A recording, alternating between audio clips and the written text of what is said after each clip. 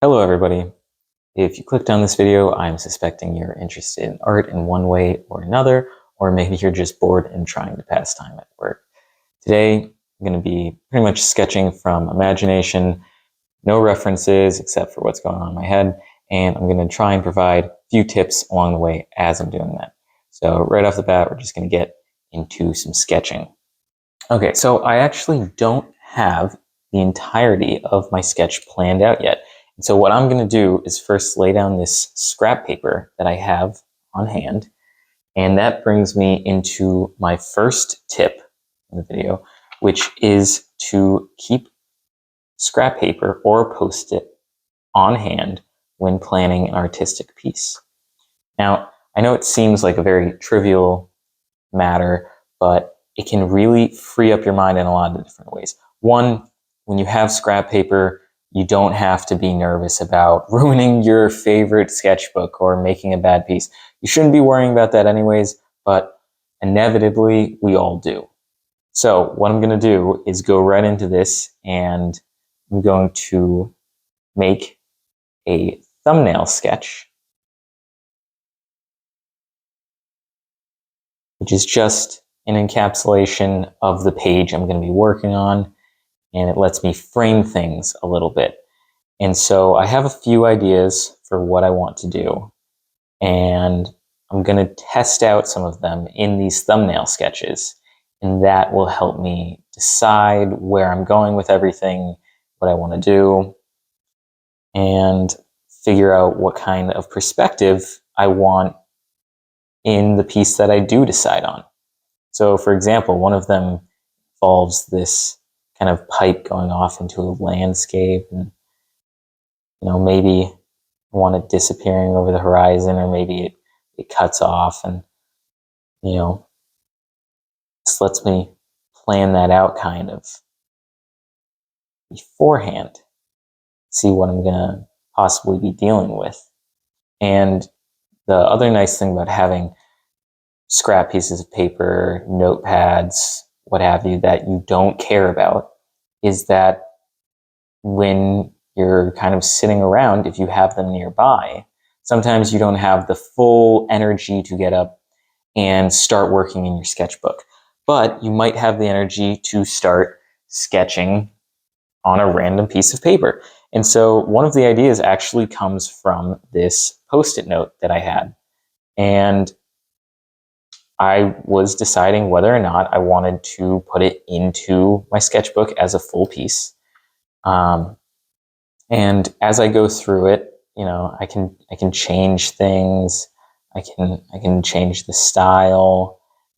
I can decide if there's variances that I want to occur when I change the platform that it's in.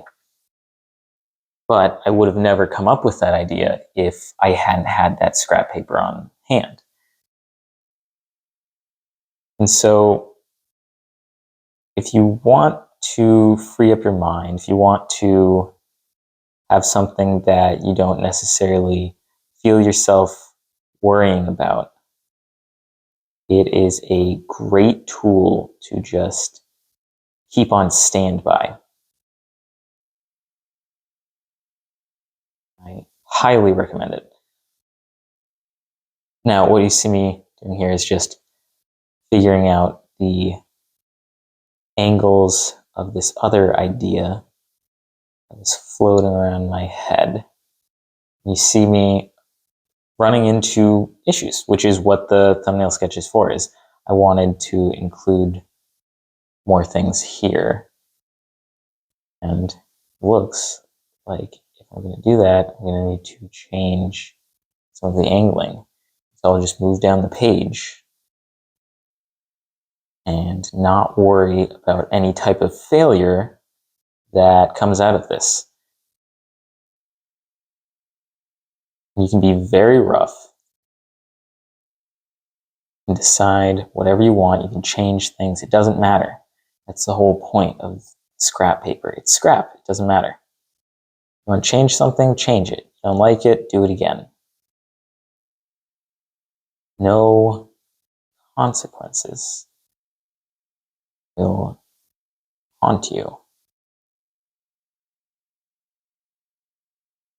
That's really the whole point of it. Freeing yourself from these consequences and testing out ideas. Doesn't matter, flip the paper, do whatever you want. If you want a larger thumbnail, do a larger thumbnail. Your world to decide. Say I want vanishing point up there.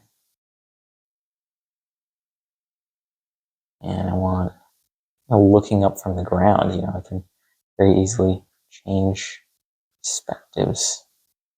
This and say, okay, first part.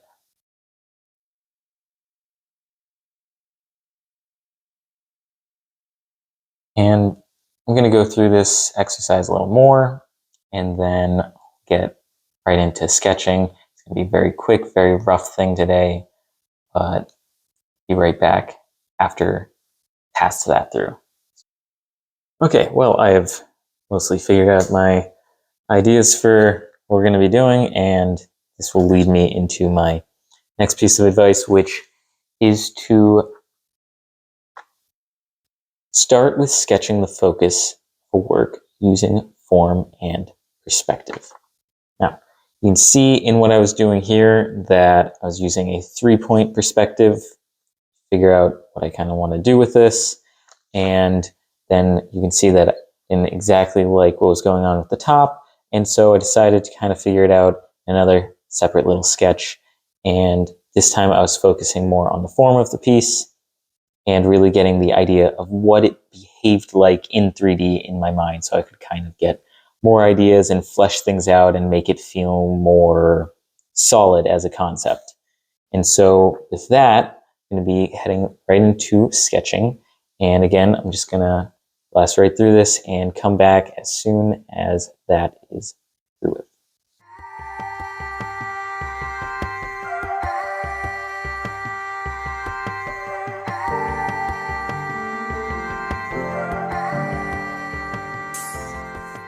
Okay, well, that taken care of, I am now going to go essentially straight into erasing a little bit of this with a kneaded eraser, and then I'm going to go right into inking it. Normally, I would lay down some color first, just because depending on the color, especially if you're going to do watercolor or something of the like, you can have ink bleed. And the best way to avoid that is, one, to do what I usually do, which is to lay down the color first, or two, to test out the effects of water-based mediums on your ink. So again, just grabbing a scrap piece of paper, you can do that. It's a quick process, it's an easy process, and it lets you know if you're about to ruin something. Now, the only thing you have to worry about is the variance in paper. So I do not really have another paper that's like this. Got this paper from a craftsperson at a Renaissance fair, so it is very unique, and it is a more hand-pressed type of paper. It's a little easier to come apart, and that can affect the ink. Not sure how it's going to work out in this exact case. I have tried testing ink bleed on it before, but it's kind of hard to tell sometimes if it's going to take one pass or multiple passes before it really starts to bleed. And if it's minimal bleed, I can usually accept that. Now, that just brings me to the next piece of advice I want to share. This one is actually a quote from Corita Kent. It is, "Don't try to create and analyze at the same time. They're different processes." And that is just to say, when you get into an analytical state of mind, sometimes it can really detract from your creative state of mind. Actually, in engineering, this is a big thing during brainstorming. They say don't stop yourself from saying any of your ideas out loud. Write them down, tell them to someone, because the moment you start saying, no, I shouldn't go with that idea, it interrupts the flow of your brain. And so the idea is to come up with bad situations in ideation, because even though you may not use those ideas, the creative process in saying yes repeatedly, just keep going, can lead you down a route where you come up with a better idea than the rest. So don't be afraid of the bad ideas. Don't overanalyze. Just keep going with the flow, and eventually you'll probably run into something you like. Now, as I was saying before, I was going to get into some inking. These are the two pens that I semi-tested, is Fineliner from Graphics, and also a Tombow pen, which this one is a small brush nib, and it's very useful for laying down variants in line weight. Now, that is usually something I do towards the end of the process, so I usually do start out with a fine liner because it lets me go in and lay down the lighter lines without having to worry about variance as much. And I would be using an even smaller fine liner, a 0.2 instead of a 0.4. However, this one is actually so used up that I think it is starting to really run out of ink. And so I'm not gonna waste the ink of the smaller pen right now, at least what's left of it. But I'm gonna go right into getting the inking done with this 0.4. If it will focus at some point. There we go, 0.4. So going forward, just gonna start laying down some lines, and I'm not going to be overly concerned with cleanliness. This was, again, mostly an exercise in being able to get something made from scratch, from however you'd like to call it. Say memory, say imagination. Do believe that imagination is really just a sum of memories, but however you choose to observe it, however you choose to comprehend it, I think that it is a good exercise to go through for everyone. Always using references isn't necessarily a bad thing, but it can hinder you if you decide to change that. Meanwhile, if you're always drawing from your imagination, then it doesn't tend to really hinder your process when you switch back to references. Like it's not too difficult to go back in that direction as it is comparatively to go the other direction. So if you want to be able to practice both, make sure that you're keeping up with your exercises in imagination. And so I'm going to go ahead and throw this back into time lapse, and we're going to come back at the end of it, and I will share my final tip. So, see you in a moment.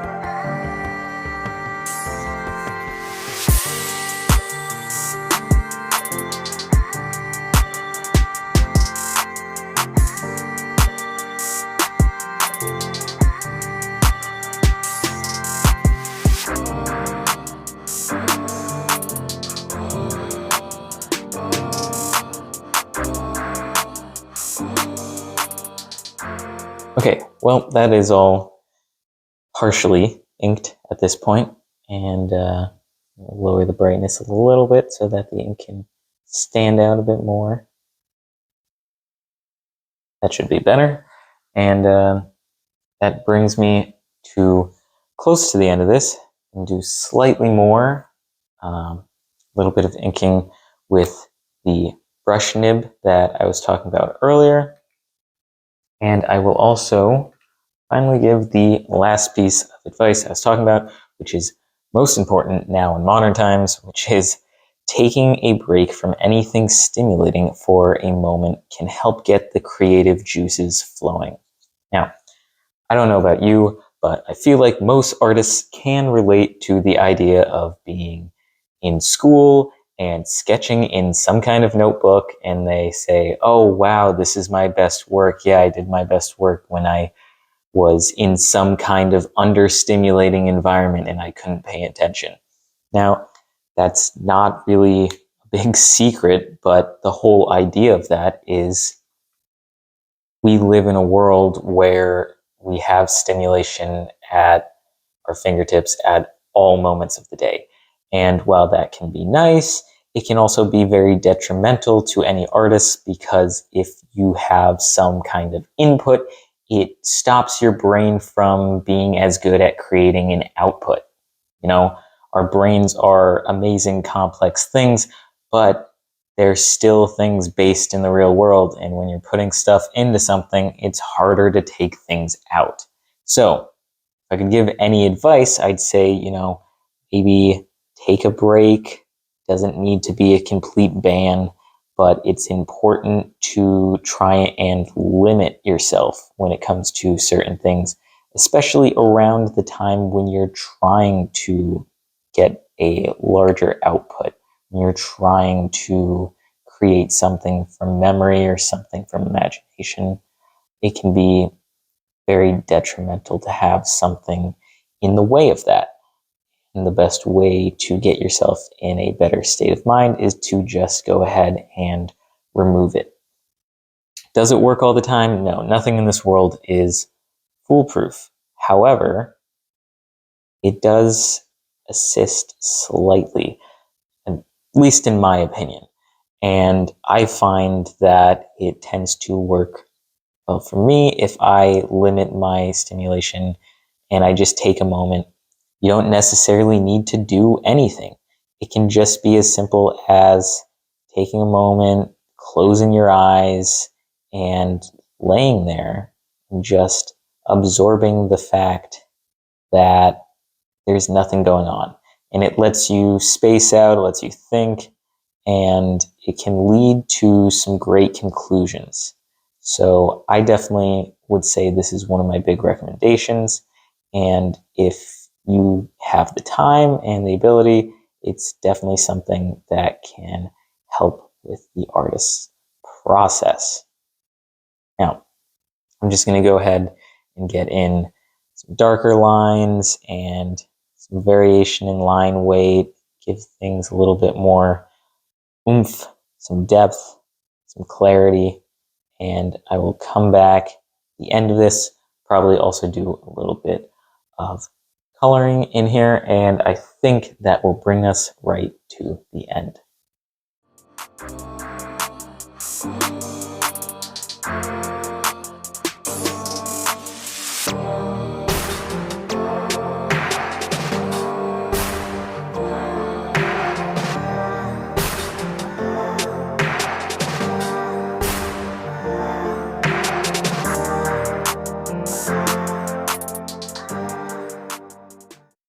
All right, well, it is not my favorite piece. I think I went a little oversaturated, if anything, on some of these colors, and I do think the ink bled through a little bit, but it's nothing you can really do about that sometimes. Like I said, there are ways to repair, but sometimes it just happens. Anyways, but this brings us to the end of the video, and I hope that there were some tips that I shared that were helpful and relevant, and I hope that everyone can go forward and have a great time making their own art. So I thank you for tuning in, and I hope to see you in the next video.